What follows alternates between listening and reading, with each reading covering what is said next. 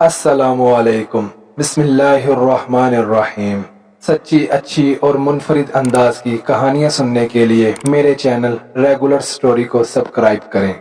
40 साल गुजर गए हैं इस बात को, लेकिन मुझे आज भी उस दुकानदार और उसके बेटे की शक्ल हर जाविये से याद है। मेरा दोस्त मुस्कुराते हुए फिजा में 40 साल पहले का मंजर देख रहा था। जैसे ही मेरे मिडिल स्कूल का नतीजा अखबारों में छपा, मेरे तो पांव जमीन पर नहीं टिकते थे। हालांकि मैंने कोई मार्का सर नहीं किया था, बस 8वीं जमात को फर्स्ट डिवीजन में पास किया था, लेकिन मैं खुशी से दीवाना हो गया था। मुझे कुछ नहीं सोच रहा था कि अपनी खुशी का इजहार कैसे करूं। दूसरे दिन मैंने मंसूबा बनाया कि अपने कस्बे सवेदा से दमिश्क जाकर सैर कर आता हूं। मेरे लिए इम्तिहान में पास होने का इससे बड़ा जश्न नहीं हो सकता था। मेरी जेब में 1 लीरे का सिक्का था और 5 लीरे का करकता नोट। सुबह सुबह मैं बस अड्डे जा पहुंचा। बस वाले ने सिक्के वाला 1 लीरा किराया ले लिया, बाकी के 5 लीरे मेरी जेब में मौजूद थे। मैंने मंसूबा बनाया था कि इन पैसों से दमिश्की मिठाई घर लेकर आऊंगा।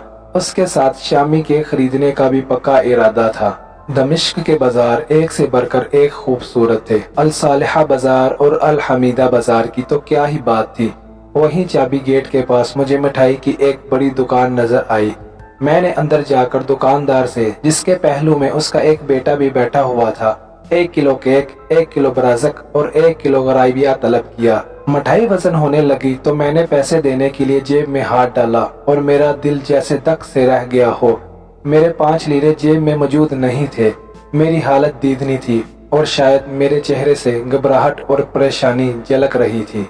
मैंने लड़खड़ाती हुई आवाज में दुकानदार से माजरत करते हुए कहा, जनाब मैं कुछ देर बाद आऊंगा अपना सामान उठाने के लिए।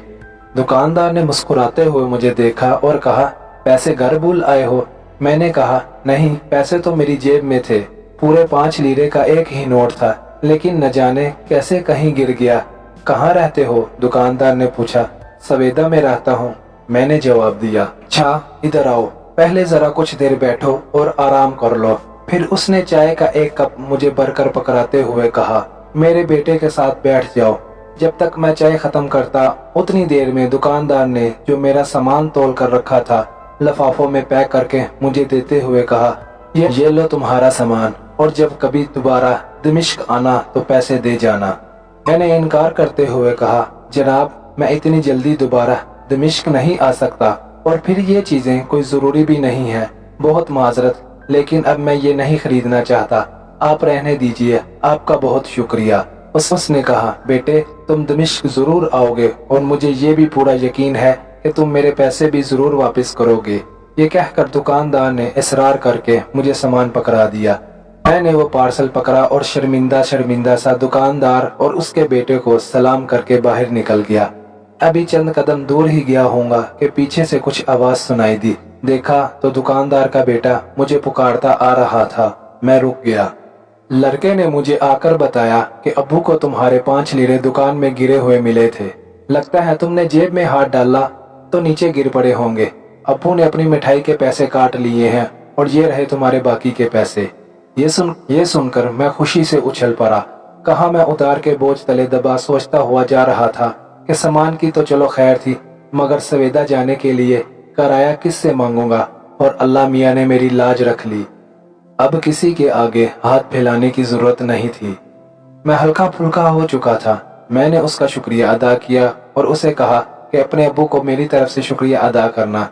फिर मैंने उससे मुसाफा किया, पैसे जेब में डाले और खुशी खुशी बस अड्डे की जानिब चल पड़ा।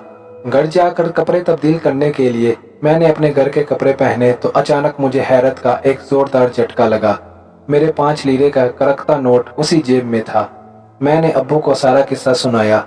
वो सुनकर मुस्कुराए और कहने लगे, बेटा ये लोग शाम के ताजिर हैं, जद्दी पुश्ती तजारत पेशा लोग। इन्हें इंसानियत के सारे मायने और मतलब आते हैं। बहरहाल ये 5 लीरे तेरे ऊपर कर्ज है। अपनी अम्मी से कहना कि कल परसों तुझे मीठे डोडे बना दे और हमारी तरफ से हदिया लेता जाना। 5 लीरा कर्ज भी उतार आना, हमारी तरफ से शुक्रिया अदा करके सलाम भी कहना। अगले हफ्ते मैंने अम्मी से मीठियाँ रोटियाँ पकवाई और अपना कर्ज चुकाने के लिए दमिश्क की राह ली। दुकानदार ने जैसे ही मुझे देखा तो हंस दिया और कहने लगा, میں نہیں کہتا تھا کہ تم جلد ہی دمشق واپس آؤ گے؟ اور میں اس پرخلوص شفیق مسلمان کو دیکھ کر مسکرا دیا، کیونکہ میں جانتا تھا کہ واپس آنے والی بات اس وقت تھی جب وہ مجھے ادار مٹھائی دے رہا تھا، لیکن جب اس نے مجھے اپنے پاس سے پیسے دے دیے تھے تو میرے آنے کا امکان بھی ختم ہو گیا تھا۔ اگر مجھے نوٹ کپڑوں میں نہیں ملتا اور وہ واقعی کہیں گر گیا ہوتا تو قیامت تک میں نہیں جان سکتا تھا کہ دکاندار نے پیسے اپنے پاس سے دیے تھے۔ بہرحال اس عظیم شخص نے بہت خوشی سے میرے والد کا بھیجا ہدیہ قبول کیا، اور جب میں لوٹنے لگا تو کہنے لگا، یہ 1 کلو ہریسہ میری طرف سے ہدیہ لیتے جانا اور سویدا کے لوگوں کو میرا سلام کہہ دینا۔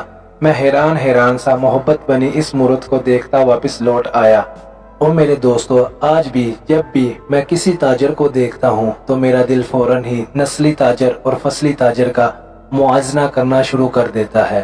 اگر آپ کو یہ سٹوری اچھی لگی تو میرے چینل کو لائک کریں، اگر آپ میرے چینل پر نئے ہیں تو اس کو سبسکرائب کریں اور بیل آئیکن کے بٹن پر پریس کریں